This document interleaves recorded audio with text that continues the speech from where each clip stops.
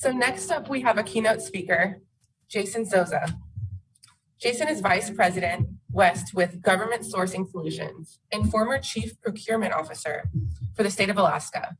He leverages 20 years of public procurement experience and leadership to help state and local governments across the country make most of their own procurement functions. Jason Soza is a public procurement expert, change agent, and visionary. In his role with Government Sourcing Solutions, he works with governments to drive efficiencies, realize savings, and meet socioeconomic goals through their procurement function. Please join me in welcoming Jason Soza.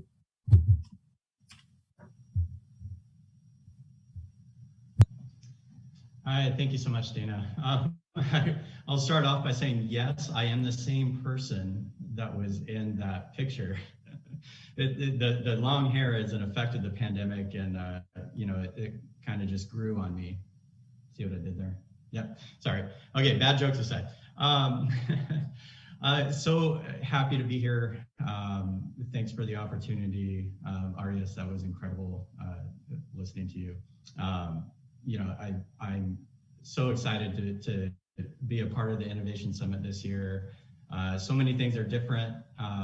Obviously just the world is in a different place, but I've always looked forward to the Innovation Summit as a place where I could go learn from others and, just grow as a person and be able to take things back to my day-to-day and, take things back that I could use immediately. Like I could start thinking about things in a different way or using a new process or just something. And so, I'm happy to be here and maybe do the same thing for someone else. That's the goal I've set. So here to talk about procurement, which isn't the most exciting subject in the world to a lot of people, but I'll show you why that's the wrong tack to take there. So we're going to talk about procurement and specifically talk about how to keep spend local. So how do we, look at public procurement through this lens of, driving local spend, driving local economies when, in government, that can be sometimes a tricky thing to do. We heard Kimber talk a lot in her presentation about, you have these global supply chains and, trying to rein that back in and, focus it on a local economy, on a local community. It's a challenge, and there are challenges all around it. Procurement and government is no exception to that. So one quote that resonated with me the first time I heard it is, every time you spend money, you're casting a vote for the kind of world you want. And that quote comes from a woman named Anna Lappé, and she's an author and educator. She's actually focused on food and food sustainability. And so this quote comes from that kind of frame of mind, when you spend money on organic versus non-organic versus mass-produced, you're making a choice with that money, and you're casting a vote for how you want the world to go. And when Kimber was speaking earlier, I think the exact example she used was, we're not here to say that, buying from a chain store is bad, or you have to buy local every time. You have to buy hand knit socks from, this artist on Tuesdays at the public market. It's more about being thoughtful and being informed and knowing the impact of where your dollars go and being just mindful of that and the wider effects that your money has. And that's as a consumer. When you think about it in government, it's easy to say like, well, that's government spending money. We don't really have a hand in that, but really we do, right? Government is a representative of the people. We cast votes for elected officials who then are in charge of budgets. So, we are, it comes full circle. We are, money drives the world that we see around us. And so that's kind of, going into this talk, what I wanted keep coming back to. And so thinking about that in the back of your mind, why local? Why is it so important? And again, I keep going back, the theme here is localization and global economy. And so I think you're going to hear some of the same things said in different ways throughout this keynote, throughout these keynote presentations, because it is that important. It is a big deal, and there are common threads that need to be emphasized. And so how important is spending locally? I might be preaching to the choir to some of you, but I want to just step through some numbers to demonstrate how big of a deal it is. When you spend money locally, 68% of it stays local.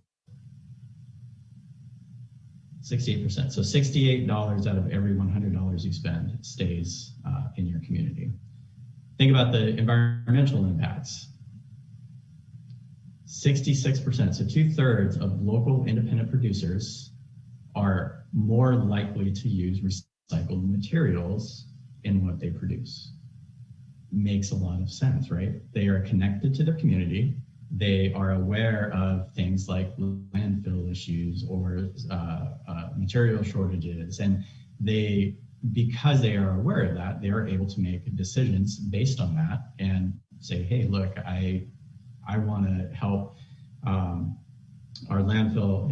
If you've been to Juneau, there are times when there's more of an aroma around the landfill than others, and maybe you want to help combat that by using more recycled materials. I mean, that's part of being part of that community. And in that same kind of thought process, loyalty.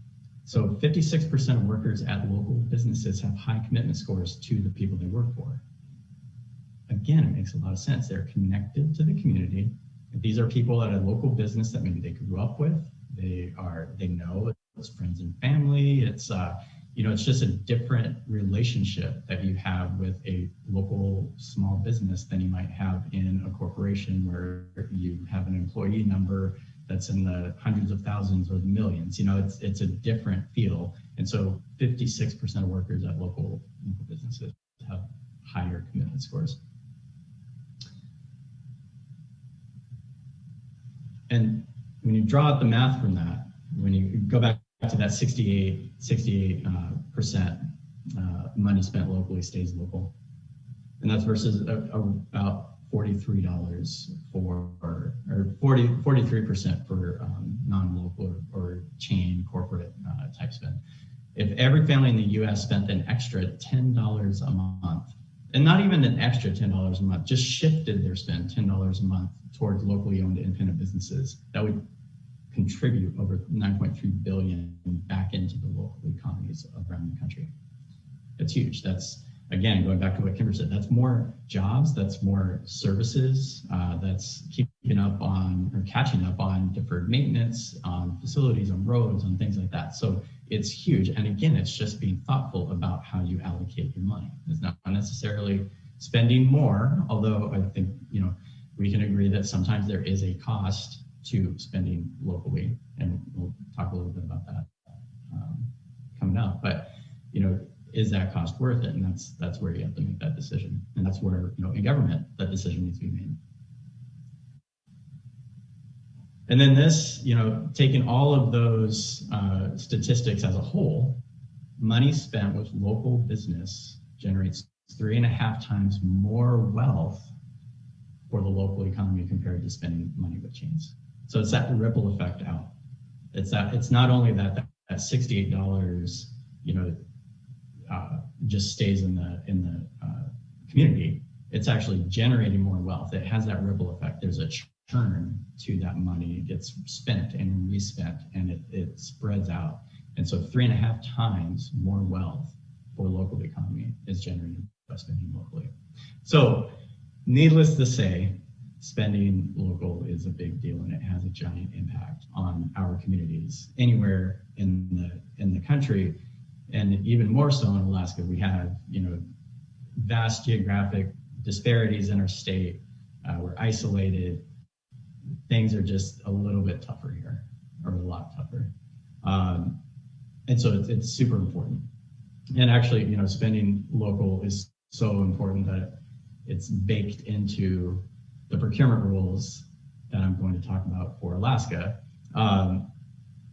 So Alaska, the state of Alaska, has recognized that Alaska is a difficult place to do business. If you're a small company in Alaska competing with companies from down south, you're at a disadvantage.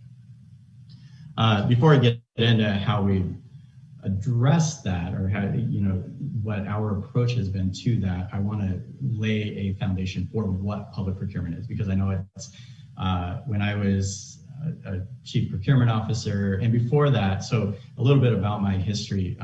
I was a frontline buyer for an agency, so procurement sits between governments that want to go out and have work done and the supplier community, and we're there to facilitate a process. So I started off with an agency and then moved into a statewide position, worked on a lot of nationwide contracts in my time with the state, was appointed chief procurement officer, and now I think of my role with government sourcing solutions as very much a virtual chief procurement officer. I work with other former chief procurement officers talking to current chief procurement officers to understand their challenges and see if there's an opportunity to help. So public procurement, then, I kind of went over it. It's at its most basic, a mechanism by which public funds are distributed by government to private companies. So how do we get this money coming in out to the private companies that are going to do work?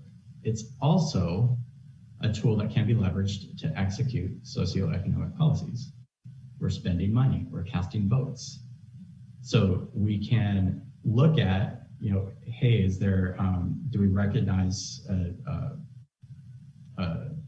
issue with small business spend or diverse spend or minority-owned spend, and how can we, adjust the government spend, the government procurement practices to accommodate that, or to focus on that. So you can use procurement to execute those types of socioeconomic policies that come from an incoming administration, legislators, and the like. So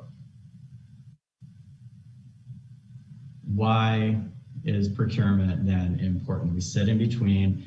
I know some people's eyes will roll into the back of their head when they hear the word procurement because they had a poor experience with it at some point in the past. They're just a bureaucratic entity that stops us from getting things done. There's a lot of Dilbert comics about it. But why it's important is the laws and rules around procurement provide fairness and transparency around the distribution of public money. So this is our money, and this is how I always thought of it when I was with the state of Alaska. It's our money. It's like money in our pocket. How would we as a person spend that? And there's the low bid versus best value argument. I personally always looked for the best value, and how could we arrange our procurement structure so that we were obtaining the best value for the public's funds. And the lowest price doesn't always translate into the best value. And so there's a balance there. How much more are we willing to pay for that value? It's not an easy thing to wrap your head around. How does it then affect local economies? How does procurement affect local economies? Well, procurement process determines who is awarded government contracts. So if you adjust the procurement process to have a preference, then you can directly affect a local economy based on that. Thinking about the multiplier effect, the ripple effect. And so why haven't I ever heard of it before? If it's this thing that's out there, you just didn't know that it existed, and that's fine. I always say that we're just the glue that holds government together. It's no big deal, although it is kind of a big deal. Procurement literally touches every government function. So anything that you see government doing, procurement was involved in that loop somewhere. And I mean, fishing, I have, here, fishing licenses, the public health clinics is one of my favorite, just, wow, procurement did that stories was, there was a wood bison kind of breeding program in South Central Alaska. I think it was at the Alaska Wildlife Conservatory.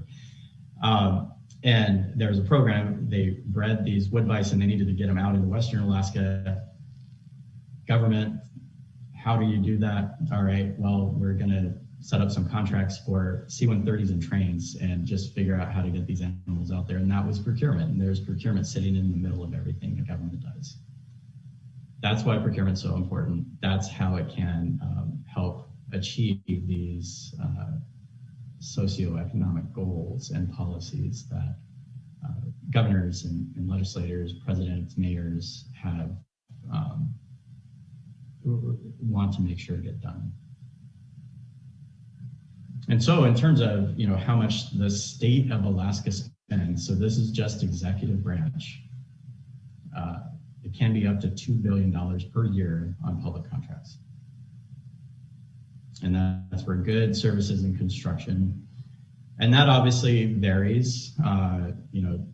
Our revenue is very closely tied to the price of oil. As budgets go up and down, this number is going to go up and down, but $2 billion is a pretty good number. This doesn't include money that is granted. That's a whole other ball of wax, but think about money that is granted to political subdivisions of the state, cities, towns, municipalities that they then spend. This may not cover grants to other nonprofits that are out doing it. There's a fine line here, but just figure. I told when I was thinking about this and speaking with Brian, I could talk about procurement for hours, but lucky for you, I'll go at 45 minutes.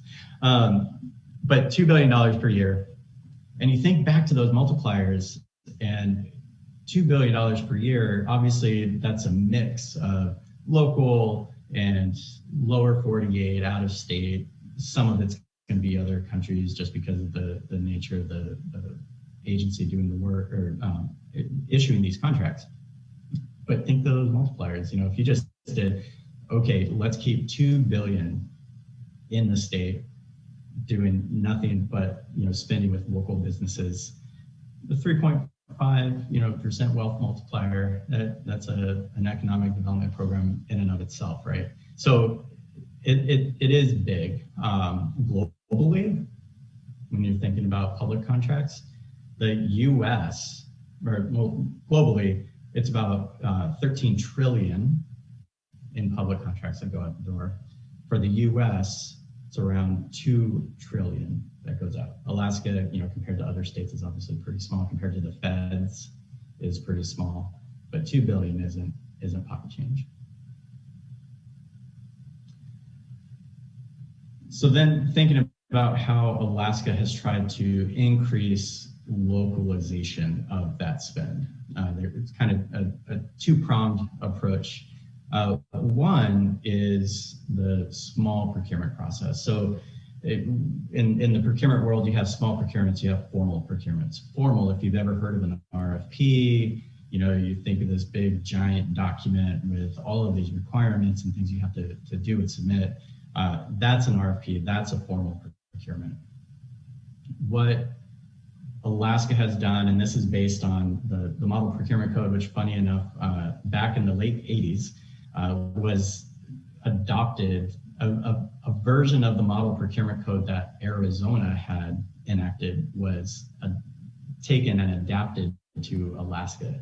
So if you heard Kimber's talk, when she mentioned, the low bid process was required in Arizona and they got that changed. So we had the same issue here in Alaska and had to go through the same process to add in an option that allowed us to go out and get best value for our dollar as opposed to just low bid.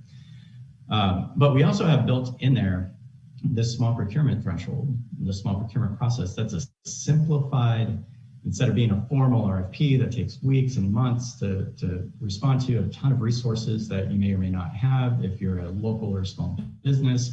The small procurement process is simplified, and basically anything up to $100,000 can be purchased using the small procurement process. And that was done, we raised the limit from 50 to 100,000 in 2013 to recognize that, $50,000 in 2013 didn't buy what it used to when that limit was put into effect. I think it was in the late 90s or early 2000s. And so that was doubled, recognizing that it would then be easier for small businesses, local businesses to compete for money for projects that fell in that range. It's quicker, and then there are sub processes within there. In my example here, buying a keyboard should be easier than buying 10,000 laptops. And again, thinking back to how you would spend your own money, the more money you're looking to spend, probably the more effort you're going to put into getting a better deal. If you just need a pencil or notebook from somewhere, fine. You go out and you might say, well, why is this one $10? All right, well, I'll make a judgment call, I'll buy it. But if you're going to spend money on a new car, you might handle, you might negotiate, you might look around for better deals. So that same kind of mindset is what goes into this procurement process, this small procurement process. And again, it's intended to help both the government get things faster and suppliers respond in a quicker way.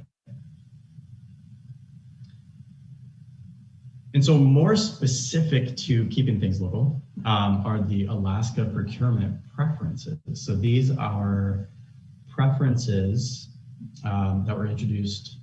Some were introduced when the procurement code was enacted in the late 80s. Others have been added along the way, but they work by adjusting the cost of qualifying bids. So if I'm an Alaska bidder and I say this thing's going to cost $100, I would submit my bid for $100. If I qualify for the Alaska bidder preference, 5% of my cost is going to be reduced by 5% just for evaluation purposes. So it's going to appear like my cost is $95 instead of $100, right? So take 5% off. If somebody else from Washington State submits a bid for $97 and they don't qualify for the Alaska bidder preference because they're in Washington, my bid of 95, what it looks like 95, is going to be awarded, right? Because it's less than 97, and that's in a low bid situation. But 95 versus 97, but the contract actually issued to me will be for the full $100. So what this says is that back in the late 80s, the decision was made that it was worth paying up to 5% more to keep business in the state of Alaska, right? That's the basis of that preference. And so over the years, about a dozen preferences have popped up. Some are worth up to 15%. There's an employment program preference. I believe that was worth 15%. And if you qualify for that $100 bid would look like $85. So 15%. And then if you qualify for others, you might stack those on top of each other. So that's how Alaska has chosen to address this localization issue. How do we keep spend in Alaska? How do we give Alaska companies the opportunity to compete against lower 48 companies? And it works. I think it's probably time for a refresh.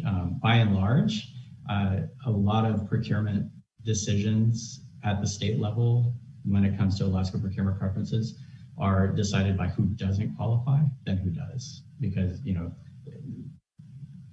companies that may not be headquartered in Alaska or may not have a huge presence in Alaska, they can read the laws and figure out, okay, well, to comply with this, I can go, open an office, put a person in there, that kind of deal. And so it most of the time comes down to who doesn't qualify ends up making the decision. So I'll talk a little bit about those lessons learned as we talk about best practices in a few minutes. Or best practices now. I always get ahead of myself. I'm just so excited.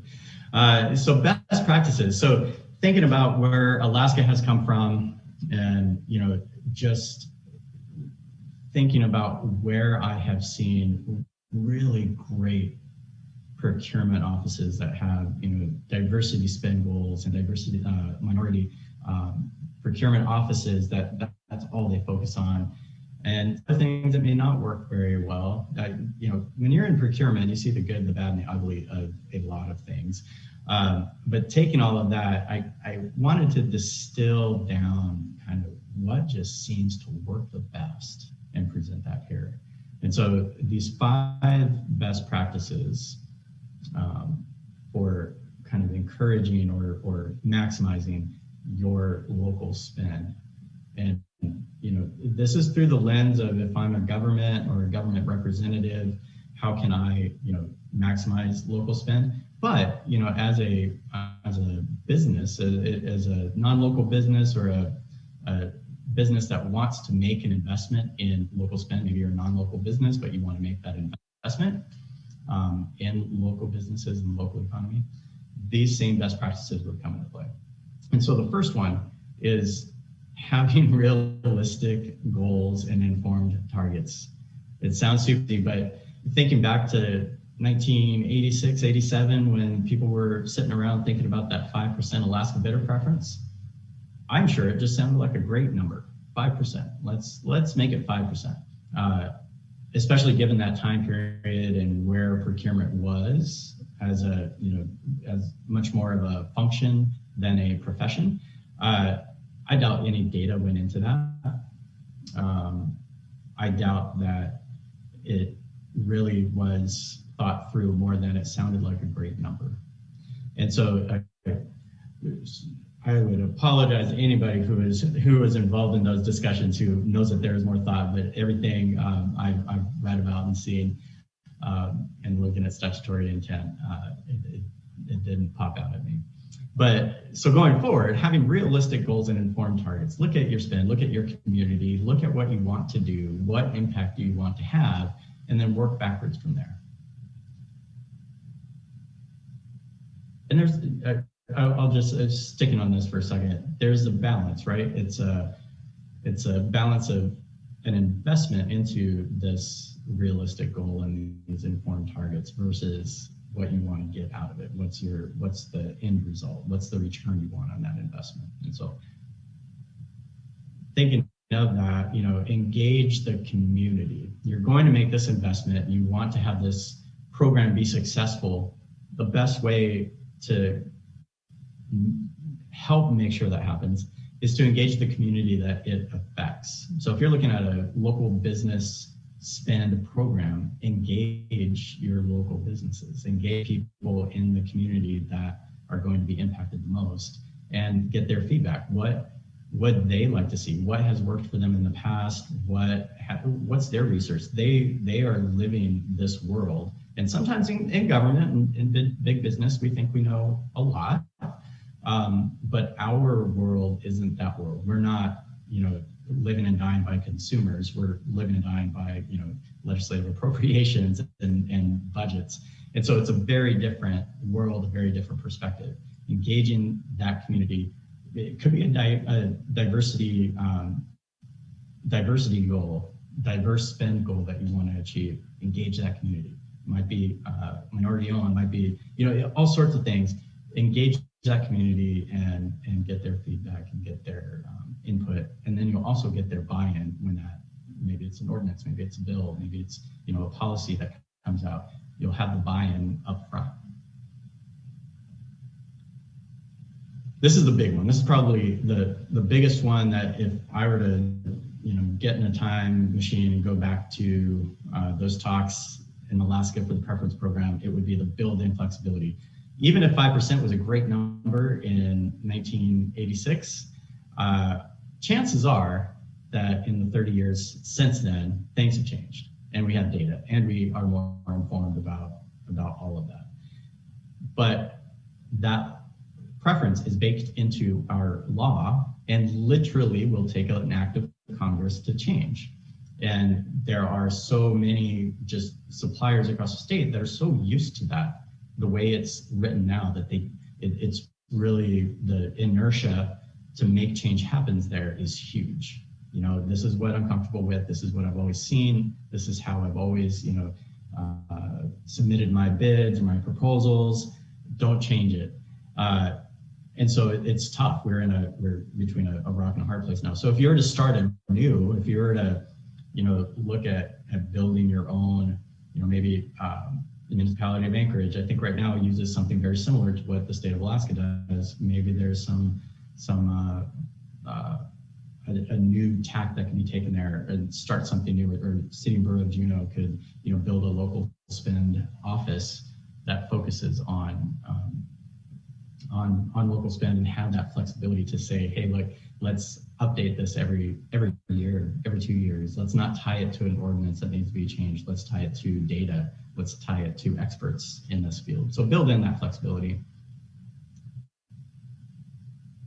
The last two here go together. Have a dedicated office or a dedicated program to whatever it is that you're looking to do.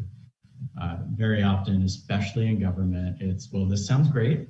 We want to do this, but let's, lump it into something that somebody's already doing, right? And it quickly loses visibility that way. It loses focus. It loses the attention that it deserves and needs to be successful. It's taking a beautiful plant that we just, invested in growing and sprouting and it's flowering, and then, putting it in a desk drawer with a bunch of other plants and files and things that it's never going to see the light of day again.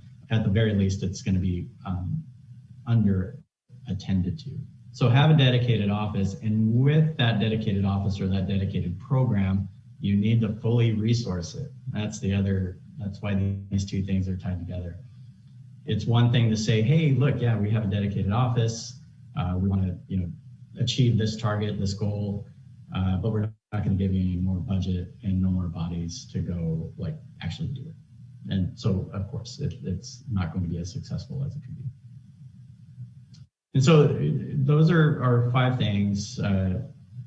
Have informed goals, informed targets, engage your audience, engage your community.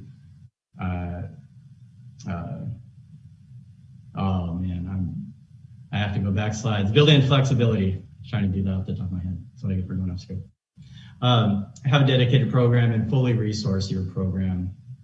Keep all those in mind as you look to maximize your, companies, your government's local spend, and how can you build a program? How can you adjust your program? And so,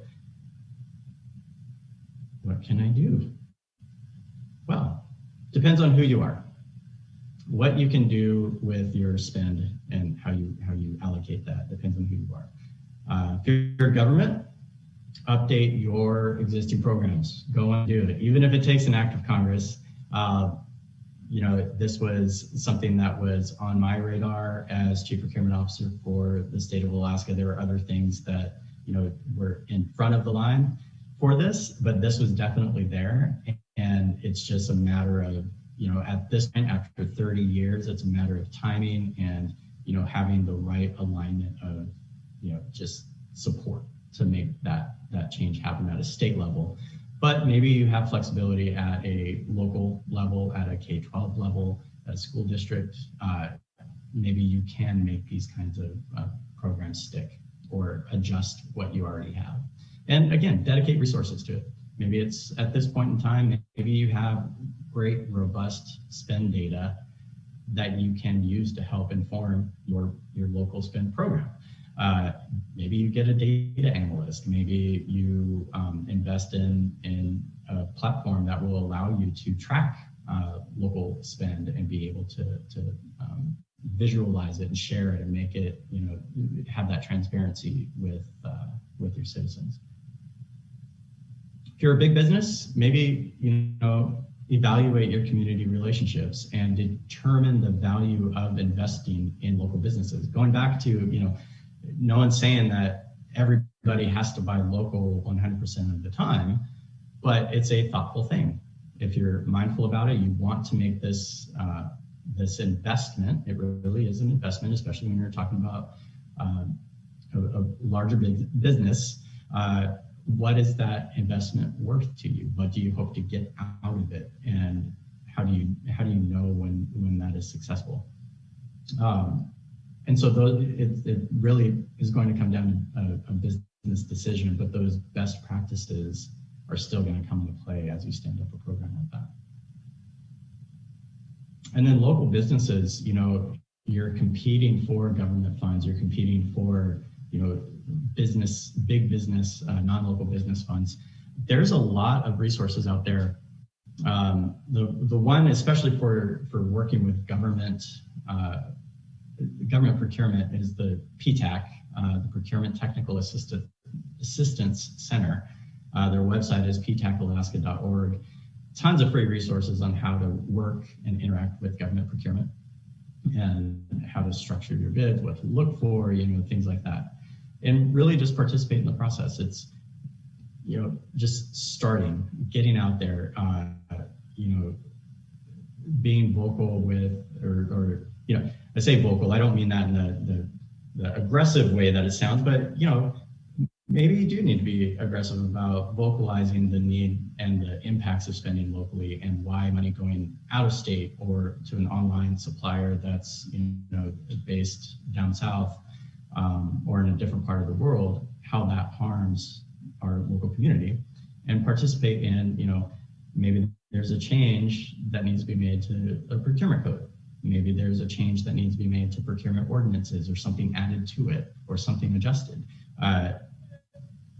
Again, going back to Kimber, she said so many things that just really translate into what I'm saying here. They were able in Arizona to change that low bid only process and make it more about best value. Here, we need that same kind of momentum to change how we look at local spend and what can we do to make it better. How can we maximize it? How can we make it so that it's more about local Alaska businesses again, which, again, was the intent 30 years ago. How can we make it more about that and not a situation that we see sometimes where everybody applies no matter where you're headquartered in the world, where everybody qualifies for it. So just things like that, participate in that process, because it's going back to voting with our money.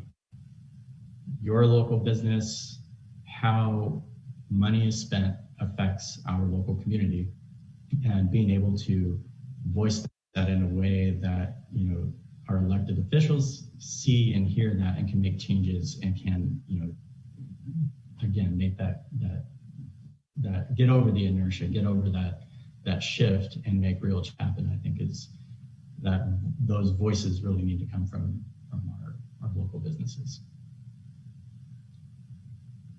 And at the end of the day, we just have to do something. Keep going back to our procurement preferences for the state of Alaska. They've been the way they are for 30 years. We need to change something, and we need to do something. We need to set targets. We need to move forward.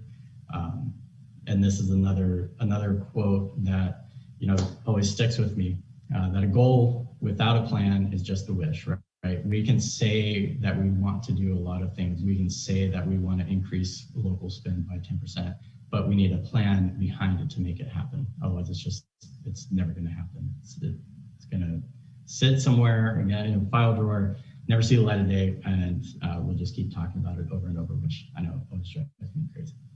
But so that's what I wanted to share with you today. I think we have maybe some time for questions.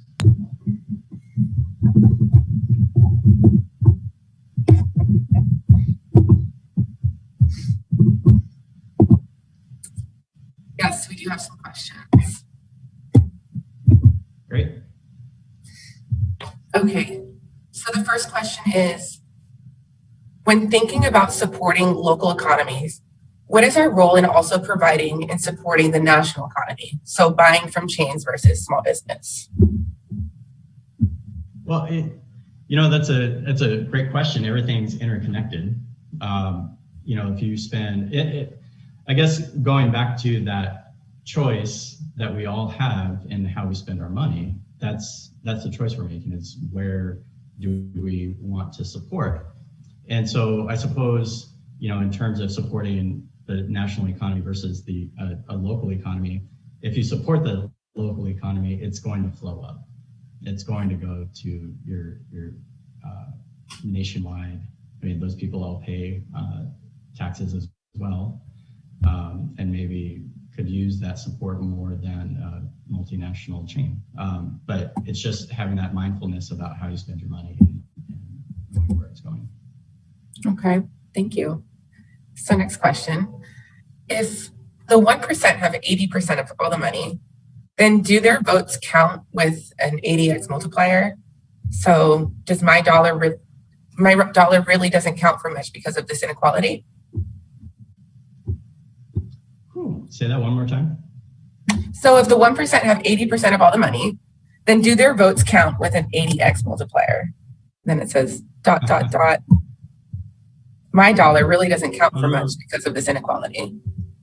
Yeah, that's a fair point. I don't know what I can say to that, but it's with the dollars we do have, we can, the numbers play out that with the dollars that we have, we can make a change in our local economy. So next question. So government and procurement claim that they are restricted by trade agreements that limit their ability to give preference to local organizations. Is this true? It can be. I wanted to see if I could read that question. It's in the chat. Can you say that one more time? Government procurement claim that they are restricted by trade agreements that limit their ability to give preference to local organizations. Is this true?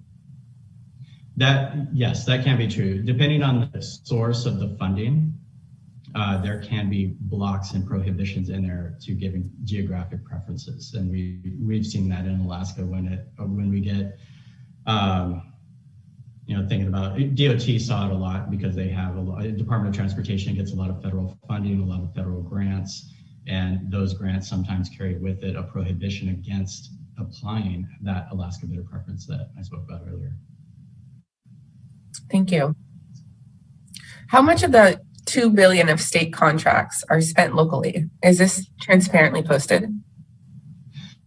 That's a tough, going back to the matter of how you define the application of the Alaska bidder preference. It seems like it would be easy to say, okay, who was awarded a contract because of the Alaska bidder preference, but because so many people qualify for it, that's not a great source of that sort of information. You can go through, I believe, maybe you can request that data. That's one thing as a local business. Everything government does is public record, should be public record, and spend data is part of that public record. You could, I think it's since been taken down, but there was the online checkbook that Alaska used to maintain that had transactional spend data on there. And you could go through and kind of sort and try to figure out, okay, who's an Alaska company who is a company located in Alaska but is headquartered somewhere else, and who is headquartered outside of the state. You could do that. That's not information I have off the top of my head, at least not current. Thank you. So we only have a couple minutes left. So one more question. Can you describe any case studies or examples of success in local or state government using procurement to benefit local business? Yeah, maybe not specific to Alaska, but there are really great operations. And I know we're coming up on time here. If you were to Google, state of California has a great diverse spend program. And just look at state level and local level diverse spend programs, where we focus a lot more on geographic preferences. A lot of other states have really great programs around diverse spend that we could probably model our local spend preferences on. Wonderful, thank you. Thanks so much for your keynote, Jason.